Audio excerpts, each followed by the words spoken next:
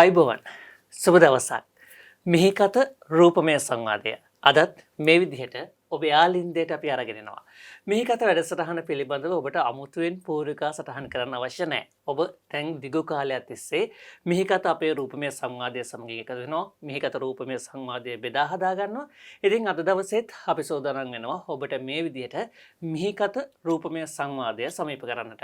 විශේෂයෙන්ම අපි ජීවත් වෙන මේ මිහිකත පිළිබඳව අපි දත්දේ අපි නොදත්දේ මේ සියලු කාරණා අපි මිහිකත රූපමය සංවාදය ඇතුළතදී සාකච්ඡා කරනවා. අද දවසේ එලෙස සුවිශේෂී මාතෘකාවකට අවධානය යොමු කරන්නටයි අපි මෙලෙස ඔබේ යාලින්දයට එන්නේ.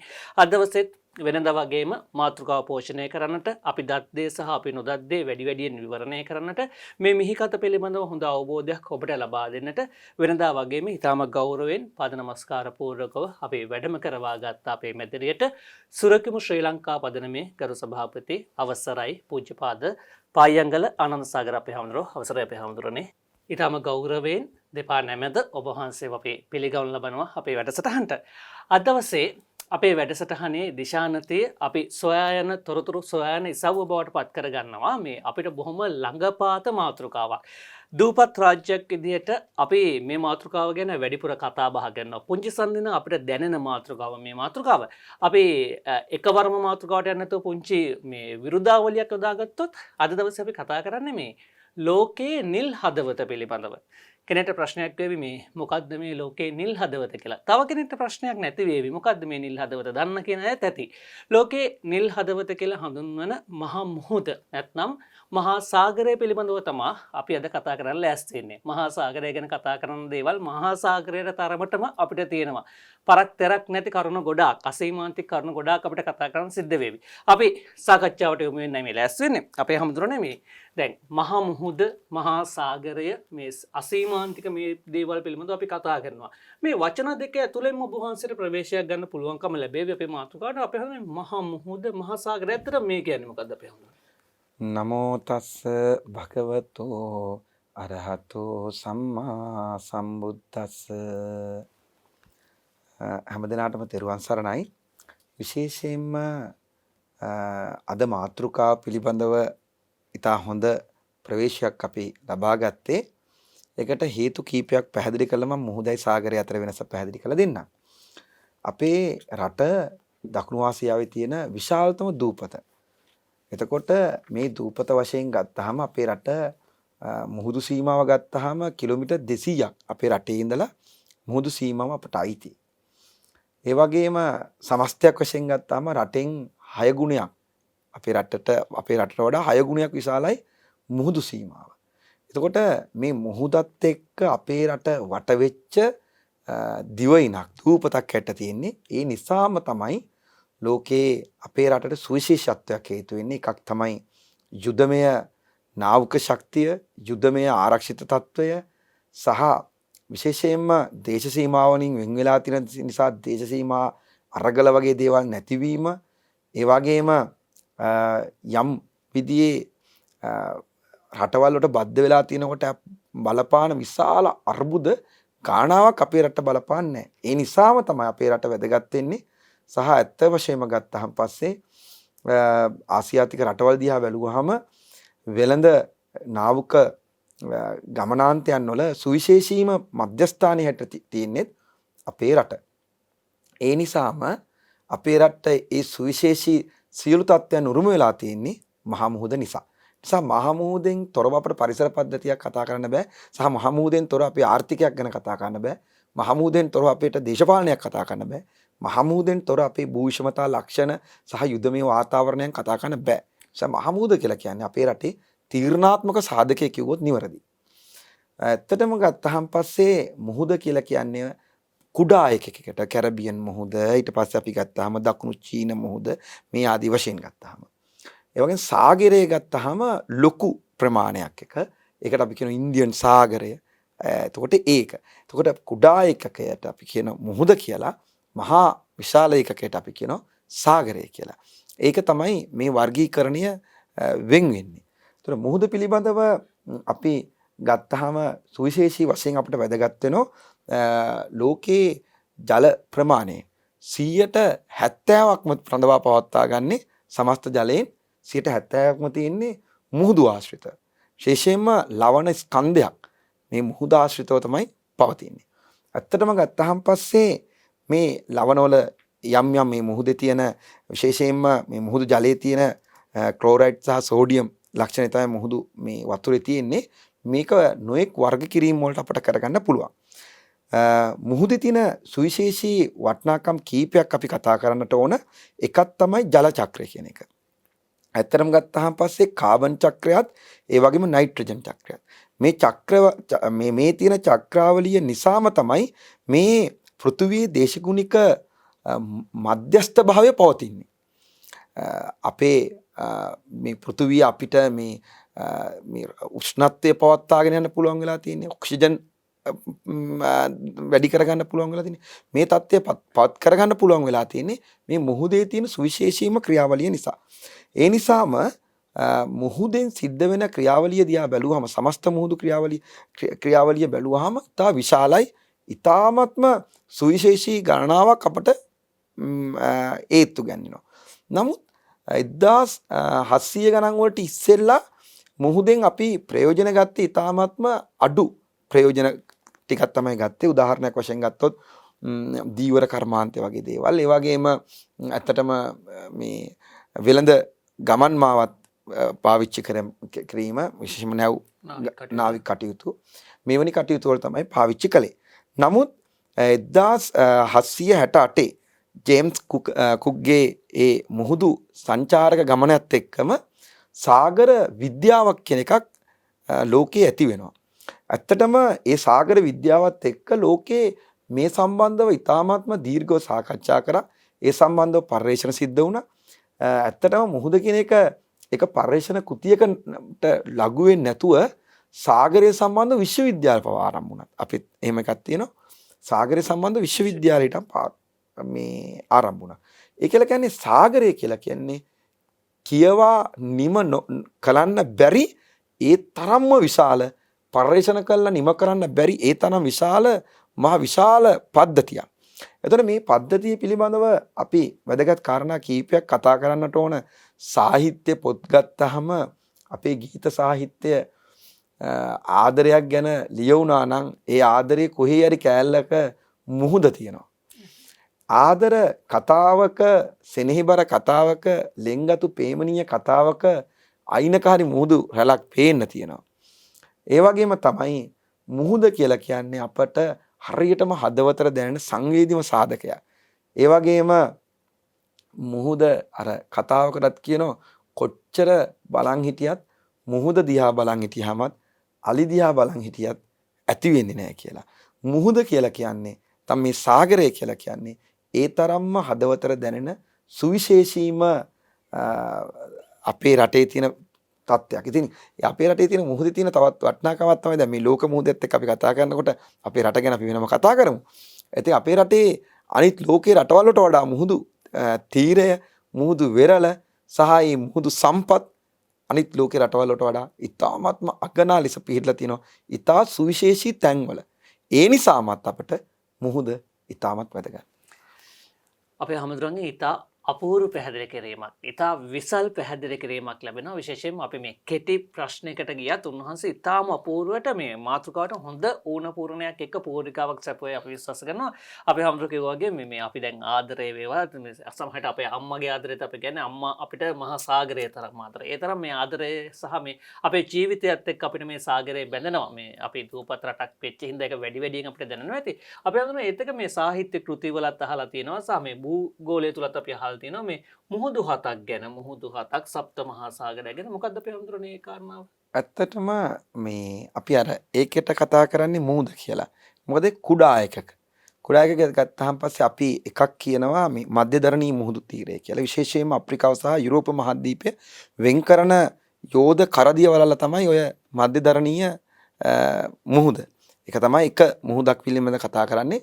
ඉතින් ඒක ලෝකේ වැඩි වශයෙන් කතා බහ ලක් වෙන සහ සුවිශේෂී මුහුදු පද්ධතියත් ඒ මුහුදු කලාපයක් තමයි ඒ කලාපය. දෙවික තමයි ඔය කැරිබියන් මුහුද. කැරිබියන් දූපත් එහෙම පිරලා තියෙන්නේ. වැඩි වශයෙන් තෙල් සම්පත තියෙනවා කියලා ලෝකේ ඒ සම්බන්ධව ලොකු අයිතිය සම්බන්ධ විවාද ගානාවක් පැවතිච්ච කැරබියන් මුහුද සම්බන්ධව අයිතිය සම්බන්ධ විශාල ගානාවක් පැවතුණා. විශේෂයෙන්ම කුඩා දූපත් වලින් හෙබි ඒ වගේම විශාල වශයෙන් තෙල් තියෙන දූපතක්. එක දෙවෙනි දූපත හැට අපට හඳුන්වන්න පුළුවන්. ඊළඟට තමයි දකුණු චීන මුහුද. බටහිර පැසිෆික් ආශ්‍රිතව මේ පිහිටා තිබෙන මේ ලෝකේ නාවික ගමනාන්තයෙන් 3/2ක් සිද්ධ වෙන්නේ ඔය දකුණු චීන මුහුදේ. නාවික ගමනාන්තයෙන් 3/2ක්ම සිද්ධ වෙන්නේ ඔය දකුණු චීන මුහුදේ. ඒකත් ඉතාමත්ම වැදගත් මුහුදු වෙරළක් ඇට හඳුන්වනවා. ඒ වගේම බීරින් මුහුද. ඇමරිකා මහද්වීපය සහ ආසියා මහද්වීපය වෙන් කරන මුහුදු තීරයක්. විශේෂයෙන්ම සංචාරක ආකර්ෂණ ලැබිච්ච මුහුදු තීරයක්. ඉතා වැදගත් මුහුදු තීරයක් ඇට දකිනවා. ඒ වගේම අන්දමන් මුහුදු තීරය. ඉන්දියන් සාගරයේ කොටසක් හැට තමයි මේ මුහුද හඳුන්වන්නේ. ඊට පස්සේ තමයි සර්ගාසෝ මුහුද කියලා හඳුන්වනවා. විශේෂයෙන්ම ලෝකයේ ගොඩබිම් මායිම් නොවන එකම මුහුද හැටියට වර්තා වෙන්නේ මේ මුහුද. ඊළඟ තමයි කැස්පියන් මුහුද. විශේෂයෙන්ම සම්පූර්ණයෙන්ම ගොඩබිමින් වටුණු විශාලතම මුහුද හැටියට හඳුන්වලා තියෙන්නේ මේ මුහුද. මේ මුහුදු හත තමයි විශේෂයෙන්ම මෙන්න මේ කොට්ටාස වශයෙන් වෙන් කරලා ගන්න පුළුවන් මුහුදු හත හැටියට පෙන්වලා දෙන. මුහුදු හත සාගර හත මේකේ සාගර සම්පත් වැඩි වශයෙන් තියෙනවා. තෙල් සම්පත, ගෑස් සම්පත, ඒ වගේම සුවිශේෂී මේ මත්ස්‍ය සම්පත, ඊට අමතරව කොරල් පර වගේ දේවල්, මුහුදු ජීව කොට්ටාස විශාල වශයෙන් පිහිටලා තියෙන කලාප මේ තියෙන මුහුදු තීරවල ඒ මුහුදු තීරවල අපට විශේෂයෙන්ම වැදගත් වෙනවා. වැදගත් වෙන්නේ මෙන්න මේ තියෙන මුහුදු සම්පත් පිහිටා තිබීම සහ ඒවායේ ඒ රටවල් වලට අදාළ කරන විදිහ ආරක්ෂණ වැඩ පිළිවෙල සකස් කරගත්ත නිසා. ඒක තමයි අපි කියන මොකද මුහුදු හත මහා සාගරයේ මුහුදු හත. අපි හඳුනන මේ ඔබ වහන්සේ මේ මාතෘකාවේ බොහොම වැදගත් තැනකට මේ කතාව ගෙනවා කියලා මට හිතෙනවා. මේ දැන් අපි සප්ත මහා සාගරය ගැන කතා කරනවා, මුහුදු හත මේ විදිහේ විවිධාකාර දේවල් කතා කරද්දී අපි හඳුනන්නේ මේ අපි මෙතරම්ම මුහුදට සමීප වෙන නිසා මෙතරම්ම කතා කරන්නේ මේ මුහුද කියන සම්පත් ආකාරයක් නේද අපි හඳුනන්නේ. විවිධාකාර සම්පත් වලින් අපිට ජීවිතය ලබා ගත සහ අපේ ජීවය පවත්වා ගන්න මහත්සේ දායකත්වයක් සපයන සම්පත් ආකාරයක් විවිධාකාර පරිසර පද්ධතීන් රාශියක් මේ මුහුදත් එක්ක බැඳෙනව නේද අපේ හඳුනන්නේ. ඇත්තටම මුහුද කියලා කියන්නේ එක්තරා විදිහකට ගත්තාන් පස්සේ එක්තරා මුහුදු ලෝකයක්. මුහුද කියලා කියන්නේ එක මේ තලයකට රූපයකට බලලා වර්ගීකරණය කරගෙනලා කතා කරන්න පුළුවන් එකක් නෙවෙයි. මුහුද කියලා කියන්නේ එක ලෝකයක්. ඒ ලෝකය ඇතුලේ විශේෂ ජීවීන් ගානාවක් ජීවත් වෙනවා. සුවිශේෂී කුඩා මත්ස්‍යයකින් ඉඳලා අති දැවැන්ත නැව් විතර ලොකු තල්මස්සු මට්ටමටම විශාල තල්මස්සු දක්වාම විශාල මේ මාළුන් ජීවත් වෙනවා. ඒ වගේම තමයි ඊ타ත්ම අලංකාර සත්ත්ව කොට්ටාස, ඒ වගේම විෂකුරු සත්ත්ව කොට්ටාස, ඒ වගේම ඊ타ත්ම මිනිමස් කන භයානක සත්ත්ව කොට්ටාස ගානාවක් අපි පුංචි කාලේ පුංචි පොත්වලින් ඒ සත්තුන් ගැන වර්ගීකරණයන් අහලා තියෙනවා. ඇත්තටම මේ වෙනකොට සමහරක් ඒ කලාපයන් වල තාම පරිශ්‍රණ මට්ටමකටවත් අඩු ගානේ කැමරාවක්වත් යවා ගන්න පුද්ගලයෙක්වත් යන්න බැරි වෙලා තියෙනවා. ඒ තරමටම මේක සංකීර්ණ කාරණාවක්. විශේෂයෙන්ම අපි දකින්න ලැබෙන අපේ චිත්‍ර රූපය ආකර්ෂණයක් ඇති කරන දේවල් තමයි කොරල් පල සහ මාළුන් මුහුදේ ඉන්න. ඉතින් ඒ ප්‍රමාණයන් පිළිබඳව හිතන් මම මේකන් පහුගිය දවස්වල හෙව්වා මේ කොච්චර මාළු වර්ගකරණයක් කළා දෙද කියලා. ඒක හරියටම නිශ්චිත නැහැ. යම් අය යම් එක දේවල් සඳහන් කරලා තියෙනවා. හැබැයි අවසාන විග්‍රහය තමයි නිශ්චිත නැහැ. මෙපමණ කුලවල මෙපමණ මාළු ප්‍රමාණයක් මෙහෙම ඉන්නවා කියලාවත් නිශ්චිත කරගන්න බැරි තරමටම සංකීර්ණ වෙලා තියෙනවා. ඒ වගේම ඊළඟ එක තමයි මේ කොරල් පල සම්බන්ධව මම ඔබතුමත් එක්ක කතා කළේ. ඒ කොරල් පල සම්බන්ධව මේ අවස්ථාව වුණත් අපේ රටටත් ආවේනික කොරල් පර විශේෂ කීපයක් තියෙනවා. ඒ වගේම තමයි අපේ රටේ සුවිශේෂ දුර්ලභ ගණි කොරල් පර ගානාවක් පිළිලා තිනවා. එහෙන් බැලුවාන් පස්සේ ඇත්තටම අපි අනුරාධපුර පොළොන්නරුව හග්ගල මල්වත්ත යනවා වගේම සමහරක් ලංකාවට එන සංචාරකින් එන්නේ ඔය හග්ගල මල් බලන්න හග්ගල මල්වත්තේ මල් බලන්න යනවා වගේම ඔයාලා ආසයි කිමිදිලා මේ දී ඇතුලේ ගිහිල්ලා කොරල් පල බලන්න. ඒක වෙනමම සංචාරක කර්මාන්තයක්. ඒක සංචාරක ආකර්ෂණයක් දිනා ගන්න එක. ඇත්තටම අපේ ඔය මන්නාර මුහුදු තීරයට ගියාන් පස්සේ දකින්න පුළුවන් මේ මුහුදු මේ මොනවද ඌරා කියන සතාවගේ ලක්ෂණ. ඒ සතාව. එතකොට ඒ වගේම තමයි ලංකාවේ එක එක කලාප ගත්තාම පස්සේ අපි ගත්තාම නිලාවේරි කලාපේ ගත්තාම ඔය රෙඩ් කෝස් එකත් එක්ක ඒ ප්‍රදේශ ගත්තාම තවත් මේ මුහුදු මේ තවත් විශේෂ ලක්ෂණ ගානාවක් මේ මුහුදු වෙරළේ පිහිරලා තියෙනවා. මුහුදු පතුලේ පිහිරලා තියෙනවා. ඉතින් මේ කාරණා සියල්ලම ගත්තාම පස්සේ මුහුදු ඇතුලේ ගත්තාම පස්සේ මුහුදු විග්‍රහයක් කරන්න තරමට මේ බැරි තරමට මහ මේ විශාල සංකීර්ණ කාරණාවක්. ඒ තරමටම ලොකු සංකීර්ණ කාරණාවක්. ඒ සංකීර්ණ කාරණාව සම්බන්ධව අද වෙනකොට විශාල පරීක්ෂණ ගානාවක් සිද්ධ වීම පවතිනවා. තවමත් කිසිම කෙනෙක්ට නිශ්චිත උත්තරයක් දෙන්නට බෑ මේ සාගරය සතු සම්පත් මොනවද කියන අහන ප්‍රශ්නට. විශේෂයෙන් මේ ලෝකේ තාමත් සම්පත් සොයා ගන්නවා. ඒ තරම මේ මහ මුහුදේ මහ මුහුදක් තරමටම සම්පත් තියෙනවා කියන කාරණේ අපේ හැමදෙරෝ පැහැදිලි කරන්නේ.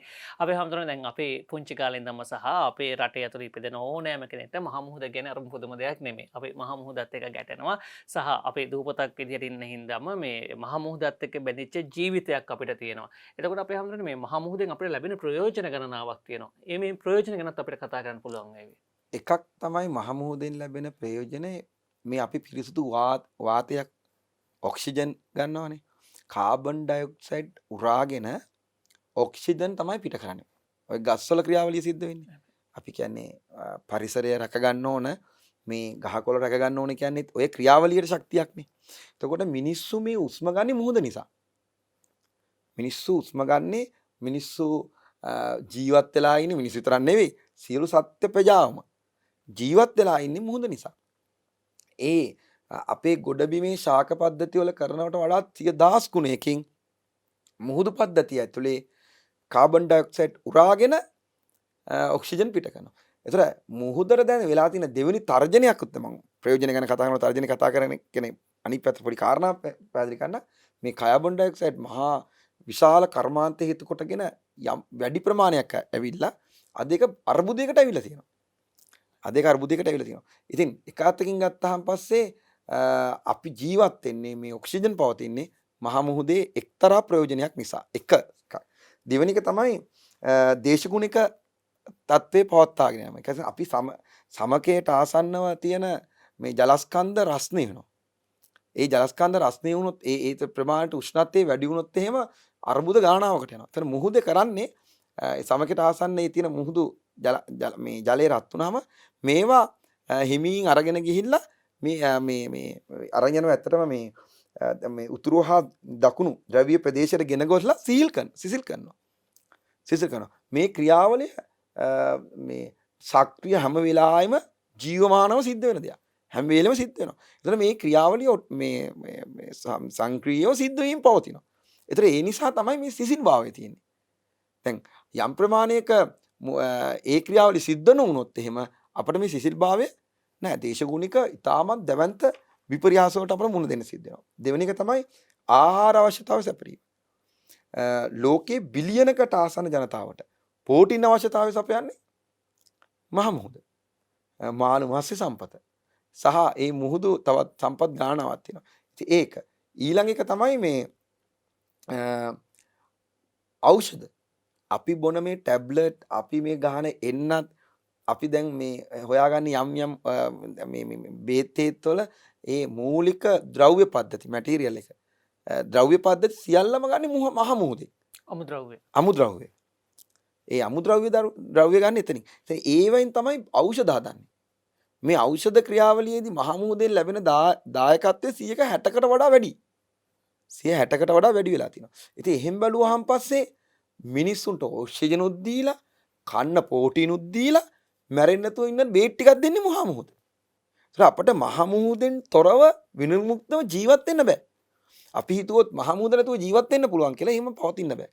ඒත් මහා මුහුදේ ක්‍රියාවලිය අපි ඒක අර මහා මුහුද ක්‍රියාවලිය ටිකක් ගැඹුරින් සාකච්ඡා කළ යුතු වන්නේ මහා මුහුදේ ක්‍රියාවලිය කියලා කියන්නේ මිනිස්සුන්ගේ පැවැත්ම, සතා සිව්පාගේ පැවැත්ම, සතා සිව්පාගේ කෙරෙහිත් අපේ පැවැත්ම. ඒතර මහා මුහුදේ ක්‍රියාවලියත් එක්ක අපි හැම වෙලේම බද්ධ වෙලා ඉන්නවා. අපිට කොයිම වෙලාවකවත් මහා මුහුදෙන් වෙන්ව ජීවත් වෙන්න බෑ. අපි හිතුවත් පෞද්ගලිකත්වයේ මට මුකුත් ඕනේ නැහැ මං ජීවත් වෙනවා කියලා. මහා මුහුද ගැන අපිට එච්චර තැකීමක් නැහැ. අපි මහා මුහුද තිබුණත් එක නැතත් එක අපි වතුර බොන්නද? ඒ වතුර මොනවද? ලවණ රහයි.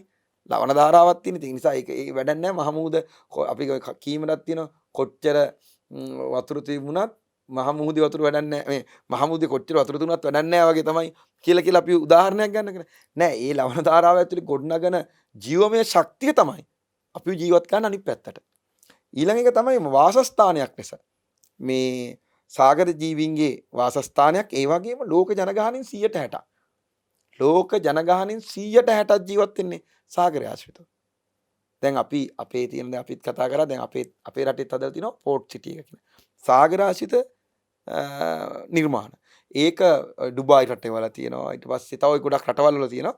සාගරය දැන් සාගරය අතික්‍රමණය කරන මිනිස්සු ඇතුළට ගිහිල්ලා වාසස්ථාන හදාගෙන තියෙනවා. ඒකට හේතු ගානාවක් තියෙනවා. එකක් තමයි සාගරය ආශ්‍රිතව හදාගත්තාම මේ සුන්දරභාවය. අපේ සංචාර කර්මාන්තේ හොටෙල් තියෙන්නේ ඔක්කොම මහමුහුදයිනේ. ආ ගිහිල්ලා බලන්නකෝ මේ නැගෙනහිර මුහුදු තීරේ දකුණු මුහුදු තීරේ මොනතරම් හොටෙල් ප්‍රමාණයක් තියෙනවද? හික්කඩුව පැත්තට නිකන් ගිහිල්ලා චුට්ටක් ඩ්‍රෝන් කැමරාවක් කරලා හැම පැත්තෙම ජනෙල් දොරවල් ඔක්කොම විවෘත කරලා ස්විමින් පූල් විවෘත කරලා ගස් කොළන් එලල්ල හිටවලා තියලා තියෙන්නේ එතන. ලෝක ජනගහනයෙන් 180ක් ජීවත් වෙන්නේ සාගරය ආශ්‍රිතව. ඒතර සාගරය ආශ්‍රිතව ඉඩම් හරි මිලයි. ලෝකෙ මිලයි. ඒතර ඒ සාගරය ආශ්‍රිතව මිල වෙන්න හේතුව තමයි සාගරය ඒ තරමට මිනිස්සුන්ගේ ජීවිත පැවැත්මට හේතු වාසනා වෙලා තියෙනවා. සා මිනිස්සුන්ගේ මානසික නිදහස, සුවතාවය, නිරෝගීකම මේ සියල්ලම යකඩ දිරුවට මිනිස්සු දිරන්නේ නැහැ මහා මුහුද නිසා. ඒකයි ඒ විශේෂත්වය. දෙවෙනි එක තමයි මේ රැකියා අවස්ථාව. ලෝකේ බිලියන 3කට වඩා රැකියා අවස්ථා දෙන්නෙත් මහා මුහුදේ. බිලියන 3කට වඩා රැකියා අවස්ථා දෙන්නෙත් මහා මුහුදේ. විශේෂයෙන්ම අපි ගත්තාම දීවර කර්මාන්තය. ඇත්තරම දීවර කර්මාන්තය කියලා කියන්නේ මේ එක රැකියා අවස්ථාව. අපේ රටේ මං හිතනදී කාරණා දෙකයි. දීවරයි සංචාරිතයි ප්‍රයෝජනට ගන්න. හැබැයි දීවර කර්මාන්තය කියලා කියන්නේ ඉතාමත්ම පුංචි දෙයක් මහා මුහුදෙන් ලැබෙන. ඉතින් අපේ රටේ ගත්තත් ඔය තියෙන මුහුදු කලාපේ වැඩි වශයෙන් මිනිස්සු ජීවත් වෙන්නේ ඒ වැඩි වෙන වශයෙන් ජීවත් වෙන බහුතර ජනතාව ජීවත් වෙන්නේ මුහුද නිසා. මුහුදේ ඒ දැල් වර්ග පාවිච්චි කරලා ඉතින් මාළු ටිකක් අස්සන්න නෙලාගෙන ඇවිල්ලා මිනිස්සුන්ට විකුණලා ජීවත් වෙනවා. බිලි සීප්පි කටු ටිකක් ගෙනලා විකුණලා ජීවත් වෙනවා. මුහුදු ආශ්‍රිතව නිර්මාණ කරලා ජීවත් වෙනවා. වෙරළ පෙන්නලා වෙරළ පාගලා ජීවත් වෙනවා. වෙරළ ඇතුලේ ජිම් එකක් හදාන් වෙරළ ජිම් වලට වෙනම අවස්ථාවක් තියෙනවා. ඒක ජීවත් වෙනවා. කොරල් පර ටික පෙන්නලා ජීවත් වෙනවා. මේ මොනවද කැස්බෑව ටික පෙන්නලා ජීවත් වෙනවා. එතකොට සාගරයේ තියෙන සම්පත් ටික පෙන්න දීවර කර්මාන්තයට අමතරව මිනිස්සුන්ගේ ජීවිකාව සම්පූර්ණ මහා මුහුදත් එක්ක ගැට ගහලා තියෙනවා. මහා මුහුදත් එක්ක අපේ රටේ කර්මාන්ත මේ විශේෂයෙන්ම පවත්වාගෙන සාම්ප්‍රදායික කර්මාන්ත දෙකයි. එකක් කුචි කර්මාන්තය අනික දීවර කර්මාන්තය. මම දන්නේ අපේ රටේට රට වටේ මුහුද තියෙනවා. අපිට ධර්මානුකූලව මාළු ආහාරයට ගන්න කාටවත් කියන්න බෑ. මට කියන්න බෑ. නමුත් අපි ආර්ථික වශයෙන් ගත්තාම විශාල වශයෙන් ආර්ථික ශක්තියක් ලබා ගන්න පුළුවන් මහා මුහුද වටේම තියෙන නිසා අපට ඕනම තරම් මත්ස්‍ය සම්පත නෙලා ගන්න පුළුවන් තැනක් මහා මුහුද කියලා කියන්නේ. ඒතර මේ මහා මුහුදේ දීවර කර්මාන්තය ඉතාමත් ඉහළ මට්ටමක නංවන්න පුළුවන්. හැබැයි අපේ ගත්තාම අපේ රටවල් ගත්තාම තාම තියෙන දීවර කර්මාන්ත ඉතාමත්ම පැරණි සාම්ප්‍රදායික දීවර කර්මාන්තයක්. ඒ වගේම අද වෙනකොට දීවර කර්මාන්තය තර්ජනයකට ලක් වෙලා තියෙනවා. ඒ තර්ජන ලක් වෙලා තියෙන්නේ එකක් ස්වාභාවිකව දුර අනිත් එක්ක දීවර කර්මාන්තය ඇතුළෙම සිද්ධ කරපු වැරදි. තහනම් මාන්පන්න පාවිච්චි කිරීම, තහනම් සීමාවන් උල්ලංඝනය කිරීම සහ ඒ පැටවුන්ගේ වර්ධනය වෙන ස්ථාන ගිහිල්ලා මේ ආක්‍රමණය කිරීම, උන් ගිහිල්ලා මේ නෙලා ගන්න ගන එක අර විනයක් නැති වුණාන් පස්සේ දීවර කර්මාන්තය ඇතුළේ විශාල හානි සිද්ධ වෙලා තියෙනවා මොකටද. ඒක නිසා ඒක සිද්ධ වෙන්නේම දීවර කර්මාන්තයට. දෙවෙනි එක තමයි මේ සංචාරක කර්මාන්තය. අපේ රටේට අපි කිය සුද්දෙක් කෙනවා කියලානේ. විදේශිකයෙක් කෙනකොට අපේ රටට එන්නේ කාරණා දෙකකට. අපි බෞද්ධ නිසා 3කට කියලා කියමුකෝ. එකක් තමයි මුහුද බලලා වැල්ලේ නිදාගෙන වැල්ලට වෙලා කැම ටිකක් කාගෙන මාසයක් දෙකක් වැල්ල ගාව ඉන්න. දෙවෙනි එක තමයි අලි බලන්න. ලෝකේ හැමතැනම රටවල අලි නැහැනේ. එතකොට අප්‍රිකන් අලියා ආසියාතික අලියා ගත්තාම ආසියාතික අලියගේ ලස්සනම අලිය ඉන්නේ අපි ගාව. එතන මේ අලිය බලන්න එනවා. ඊට පස්සේ බෞද්ධ හැටියට ආන්‍යාගමික හැටියට දළදා මාලිගාව ඇතුළු ආගමික පෞරාණික ස්ථාන බලනවා. වැඩිම ආකර්ෂණය තියෙන්නේ සංචාරක කර්මාන්තයේ හැටියට වැඩිම ආකර්ෂණය තියෙන්නේ මහා මුහුද බලන්න. ඊළඟ එක තමයි මුහුදු ක්‍රීඩා. අද ලෝකයේ වැඩිම ජනප්‍රියම සහ ඔලිම්පික් වල පවා දැන් තියෙන මුහුදු කීඩා වැඩි ජනප්‍රියත්වයක් තියෙනවා. ඇත්තට මේක බලන් ඉන්න හරි ආසයි. අර මුහුද උඩ අර රැලි උඩ මේ ලිස්සල යනවා. හරිම ලස්සනයි. ඊට අමතරව නෙට් බෝල් වල එය තියෙනවා. මුහුදු ජිම් තියෙනවා. අර සෞඛ්‍ය මොකද ඒකට කියන්නේ කාය වර්ධන මධ්‍යස්ථාන. එතකොට මේ වගේ විශාල ප්‍රමාණයක් තියෙනවා මුහුදු ක්‍රීඩා විතරයි. මුහුදට ආශ්‍රිත කරගෙන ක්‍රීඩා හැදිලා තියෙනවා. ඊළඟ එක තමයි වරායවල්. නාවික තත්ත්වයන්. වරායවල් හැදිලා තියෙනවා. ඉතින් අපේ රටේ කොයිට් හැදිලා මුළු රටම වැහුවත් එයාපෝට් එක වැහුවත් වරාය වහන්න බෑ. එයාපෝට් එක වැහුවනේ වරාය වහන්න බෑ. වරාය වැහුවොත් එහෙනම් අපිට අතිශය බරපතල අර්බුදයකට ලක් වෙනවා. බේත් ටික එන්නේ, අත්‍යවශ්‍ය මොනවා හරි ආහාර දරුවයන් ටික එන්නේ, රටේ ජීවනාලය කියන්නේ වරායක්. ඒ රටක වරායක්. අපි කියනවා සිංගප්පූරු දියුණුනේ සිංගප්පූරුවේ වරාය නිසා කියලා. ලෝකයේ ගත්තහම වරායවල් තමයි ඒ රටේ තියෙන ප්‍රධානම ආර්ථික මර්මස්ථානය. ඒතර වරාය තමයි වැදගත්ම අවස්ථාව අපිට. ඒතර මේ වරායේ තියෙන සුවිශේෂීත්වය තමයි ඒ ආර්ථිකයත් එක්ක බද්ධ වෙලා ගැට ගැහිලා තියෙනවා. ඒතර වරාය කියලා කියන්නේ රටක ජීවනාලය. ඒක වැදගත් වෙන්නේ මහ මුහුද නිසා. ඒ මහ මුහුද තියෙන ගනුදෙනුව නිසා. වරායවල් කියලා කියන එකේ විශේෂත්වයක් තියෙන්නේ ඒ රටේ සම්පූර්ණ ආර්ථිකයේ තියෙන වරාය මත කිව්වොත් නිවැරදි. දෙවෙනි මේ තවත් එක තමයි පර්යේෂණ. පර්යේෂකයෝ විශ්වවිද්‍යාල දේශකයෝ විශාල ප්‍රමාණයක් ජීවත් වෙන මහ මුහුද නිසා. වෙනම පර්යේෂණ නැව් තියෙනවා. මුහුදු පර්යේෂක නැව් තියෙනවා. ඒ වගේම මුහුදු ඇතුලේ කිමිදීම් සඳහා වෙනම පර්යේෂණ මේ අවස්ථා හදලා තියෙනවා ලෝකේ. එතකොට දැන් අර අපි සබ්මරීන වගේ වෙන් ඇතුලේ ගිහිලා පර්යේෂණ කරන මට්ටමටම හදලා තියෙනවා. මුහුදු අර කිමිදෙන එක වෙනම මිනිසුන්ගේ ආසාවක් බවට පත් කරලා තියෙනවා. කැමැත්තක් බවට පත් කරලා. ඇතුළට ගිහිලා කිමිදලා මේ මුහුදේ සජීවී දර්ශන බලා ගන්න. ඊළඟ එක තමයි මේ මම ඔය ඔක්කොමත් එක්ක කියව මුහුදේ වටිනාකම කිව්වනම් අපේ ආගමත් එක්කත් හරියට මුහුද ගැට ගැහිලා තියෙනවා. බුදුරජාණන් වහන්සේගේ දේශනා ගානාවක සාගර උපමාව හැටියට අරගෙන සාගරේ උපමාවක් හැටියට අරගෙන උන්වහන්සේ දේශනා ගානාව සිද්ධ කරනවා. ආගමයට බැඳීමක් තියෙනවා. ඊළඟ තමයි මේ සාගරයේ වටිනාකම් මේ සියල්ලම ගත්තාම පස්සේ ඒ සියල්ල එකතු කරලා අවසාන වශයෙන් ගත්තාම රටකට වැදගත් වෙන ප්‍රධානම සාධකයක් වශයෙන් ගන්න පුළුවන් මහ මුහුද. ඉතින් මහ මුහුද නැති රටවල් තියෙනවා. අපේ රට ගත්තාම මේ සියලු සම්පත් අනුන මේ සියලු සම්පත් රැකිය අවස්ථා හැදිය හැකි මේ සියලු අවස්ථාවලට ඉඩක් තියෙන ඉතා සුවිශේෂී රටක්. ඒට හේතුව තමයි අර මම මුලින් නැවත කියන්නේ රට වටේම මහ මුහුද.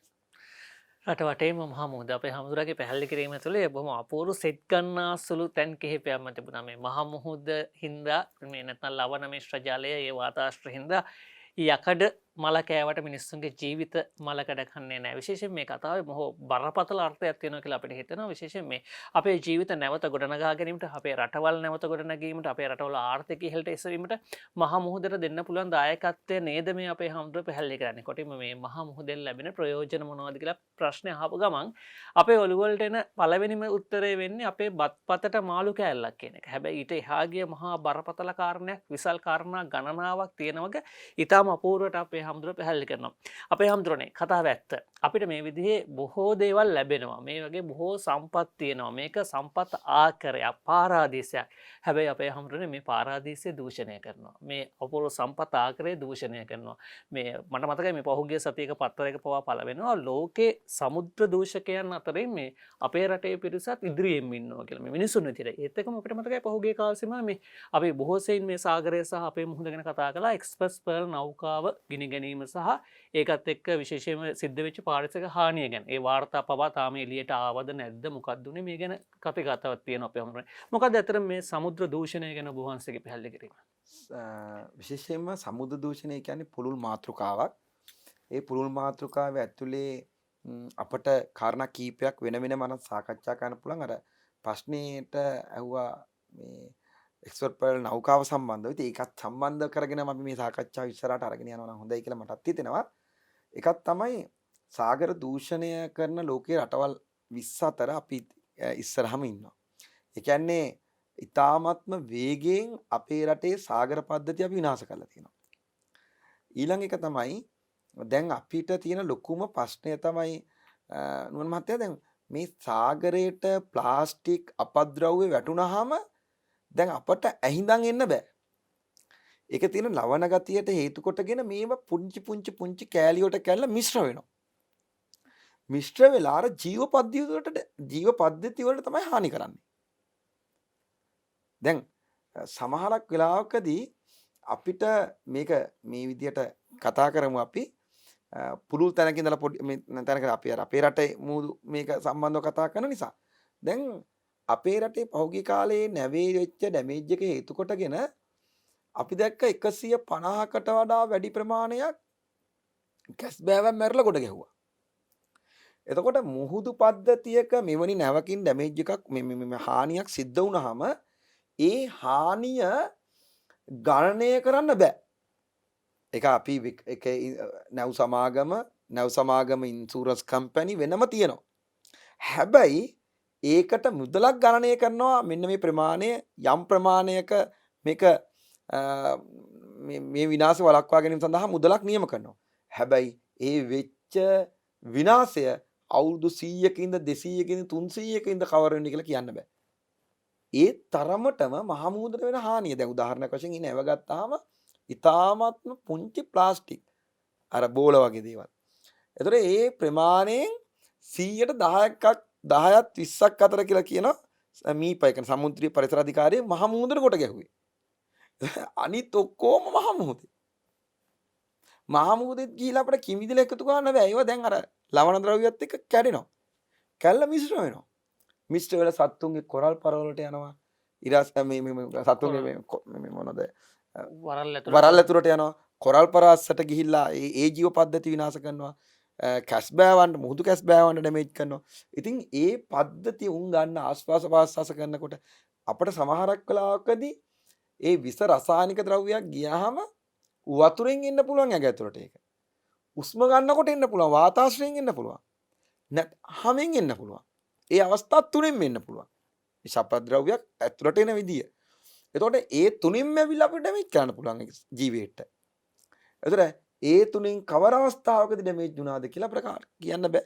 අර සත්තු 150ක් විතර මේ දවස්වල අපි දැක්කා ගොඩ ගහලා තියෙනවා.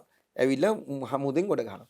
ඒ මහමුදෙන් මැරෙන සත්තුන්ගෙන් ගොඩ එන්නේ 10%ක්.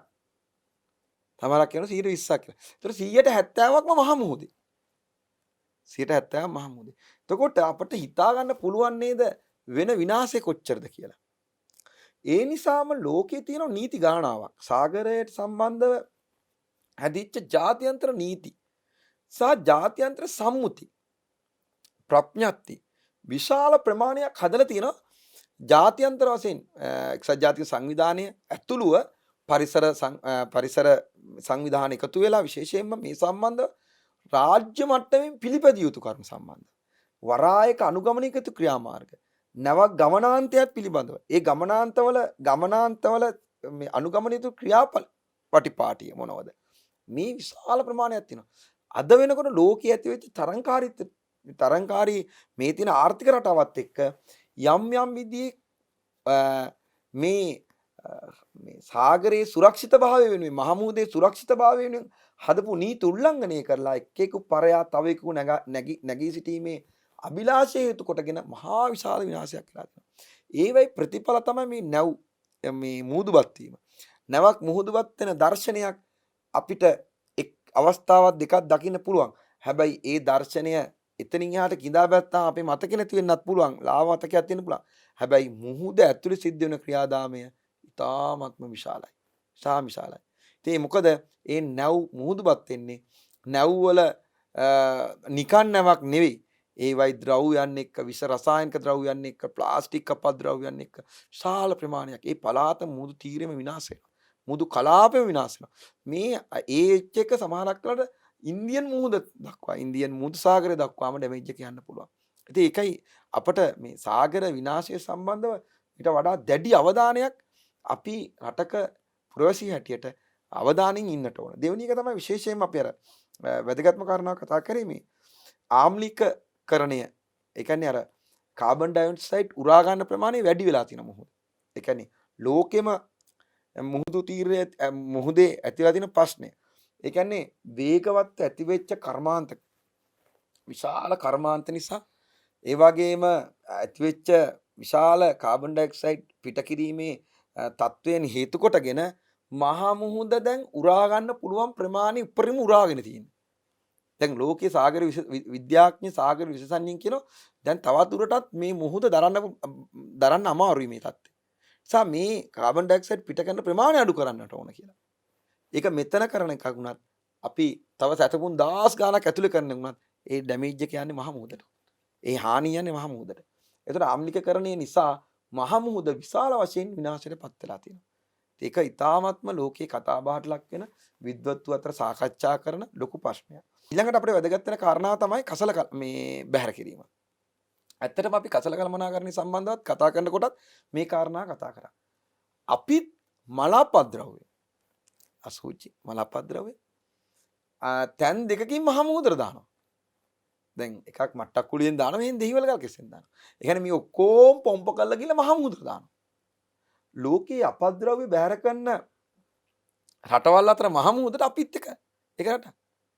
එතකොට දැන් අපි කතා කරනවා නුවන් මහත්තයෝ සංචාරක කර්මාන්තය දිනු කරන්න නම් ගල්කිස්ස මුහුදු වෙරළ හරියම ප්‍රසිද්ධයි. ඔය ගල්කිස්ස හොටෙල් එක ඒ තරමට ජාත්‍යන්තර වශයෙන් පිළිගැනීමක් තියෙන්නේ මේ ගල්කිස්සේ අර මුහුදු වෙරළ නිසා. හොටෙල් එකේ තියෙන ගොඩනැගිලි නිසා නෙවෙයි. අපි නැවත නැවත අපේ රටේ ජනතාව කල්පනා කරන්න ඕන දෙයක් තමයි අපේ රටට විදේශිකයෙක් එන්නේ තට්ටු 40ක 50ක 60ක 70ක එහෙම නැත්නම් මහ විශාල සැප්පාසුකම් තියෙන හොඳ ඇඳවල් බාත්රූම් බලන්න නෙවෙයි. යුරෝප රටවල් වල ඕවාගේ 10000 ගුණයකින් පහසුකම් තියෙන තැන් තියෙනවා. ඒ මිනිස්සු එන්නේ අර මහා මුහුද ස්වභාව සෞන්දර්යයත් එක්ක බැඳිච්ච ඒ ආස්වාදෙ විඳින්න. එතකොට ඒ ආස්වාදෙ විඳින්න නම් එයා උදේ 10ට විතර මහා මුහුදට බැස්සාම 4-5 වෙනකම් මහා මුහුදේ ආයින්න. අපිට ඇල්ලත් මේ කියන්නේ අපි ගඟක ගිහිල්ලා එහෙම ඉන්න බෑ. දැන් කරදියක එහෙම ඉන්න පුළුවන්. දැන් අපි ගිහිල්ලා එහෙම ප්‍රය ගන්නක් එහෙම ඒ සංචාරකයා බුද්ධි විඳින වින්දනය එයාට එන රිපෝට් එකක් කොළඹ මුහුදු තීරේ රෙඩ් මාක් කරලා තියෙනවා. ඇයි? අපද්‍රව්‍ය බැහැර කිරීම නිසා. දැන් මේ නගර සභාවල තියෙන අපද්‍රව්‍ය බැහැර වුණාම පස්සේ වෙන්නේ මොකද්ද? ඒ මුහුදු තීරේම විනාශ වෙනවා.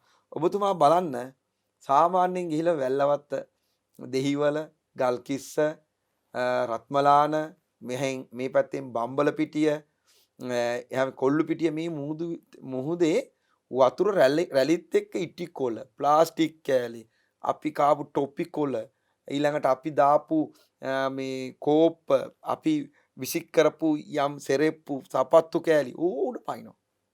මේ මහා මුහුදේ මේ අපි ජීවත් වෙන අපි ජීවත් කරන අපේ හෘද වස්තු වගේ තියෙන මහා මුහුද තමයි මේ විනාශය සිද්ධ වෙන්නේ. ඒතකොට රාජ්‍ය මට්ටමින් මල අපද්‍රව්‍ය බැහැර කරනවා වගේම මිනිස්සු කවදාවත් මහා මුහුදට මේව දාන්නේ නැහැ නුවන් මහත්තයෝ. දාන්නේ කොහෙටද? තමන්ගේ තියෙන ළඟම කානුවට. කානුවට දානවා. අර ඒ ටිකොල ටික ඔක්කොම ළඟම විසි කරන මගේ S2 දැකලා තියෙන වාහන වල යනකොට මෙහෙම වාහනේ කන එක වාහනේ බිමට දානවා. මම සාරකට වාහනේ වලට එක්කලා මං කියන ගණ්ඩ මහත් ඒක කරන්න එපා කියලා. ඒකට හේතුව වාහනේ යනකොට වාහනේ ඇතුලේ දාගෙන ගිහලා කුණු කූටයකට දාන්න එපා ඒක. ඒක කසල කලමනාකරණයකට යවන්න එපා. දැන් ඒව ගිහිල්ලා ඇල වලට වදිනවා. ප්‍රධාන ඔය වැල්ලවත් ඔය තියෙන ඇලවල් වලට. ඒ ඇලවල් ගිහිල්ලා ඔය කටින් දානවා මහ මුහුදට. අවසානයේ සියලුම කුණු එකතු වෙන්නේ මහ මුහුදේ. ඒතර මහ මුහුද විසින් මොකද කරන්නේ? මේව ගොඩ ගන්නවා. මහ මුහුද විසින් මේ කුණු නැවත වෙරළ තීරයට ගොඩ ගන්නවා. ඉතින් අද වෙරළ තීරල් එහිම් පිටින් අපද්‍රව්‍ය ඇවිල්ලා අපවිත්‍ර වෙලා තියෙනවා. ඒක බරපතල අර්බුදයකට ඇවිල්ලා තියෙනවා අපේ රටේ. දැනට මීප එකත් එක්ක අපිත් වැඩසටහනක් කරා මේ මුහුදු තීරය මුහුදු වෙරළ පිරිසුදු තබා ගන්නේ කොහොමද කියලා. මීගම් මුහුදු වෙරළ තීරයට ගියාන් පස්සේ ඒක දැක්කහම අපිට හිතා ගන්න බෑ අපේ රටේ මුහුදු වෙරළ මොකද්ද කියලා. ඔබතුමා කියන්නේ මගේ ජනප්‍රිය මේ රූපයක් ලක්ෂ ගාණකින් මේ ඔය සමාජ ජාලයක ෂෙයා වෙලා ගියා මම ප්ලාස්ටික් වගේ මුහුදු වෙරළ එකතු කරන එක. ෆොටෝ එක. කාරුණාවක් දාලා තිබුණා. ඉතින් මම ගියා. ඒක සම්බන්ධවම මට විශේෂ මේ වැඩසටහනක් කරා ජාත්‍යන්තර රූපවාහිනී නාලිකාවකින්. ඒ රූපය දැකලම. අතරම ඒකේ ප්‍රශ්න 3-4ක් ඇහුවේ. ඒ මොකද කියලා ලංකාවේ මුහුදු වෙරළ තීරය සම්බන්ධව. ඇත්තටම මේක දැඩි අවධානයකට ලක් වෙලා තියෙන මේ අපද්‍රව බැහැර කිරීම නගර සභාවලයි මෙන් ප්‍රාදේශ සභාවලයි මිනිස්සුයි මේ සියල්ලම මහමූදර තමයි මේ කුණු ටික ඔක්කොම ගිහින් දාන්නේ. ඊළඟ එක තමයි ශබ්ද දූෂණය. මහමූදේ මේ වෙනකොට ඔය කියන නාවික ගමනාන්ත එක දිනකට 60000කට වඩා නැව් ප්‍රධාන මේ පුංචි වනේ මහ විශාල 60000කට වඩා ඒවා ගමනාන්ත සිද්ධ වෙනවා.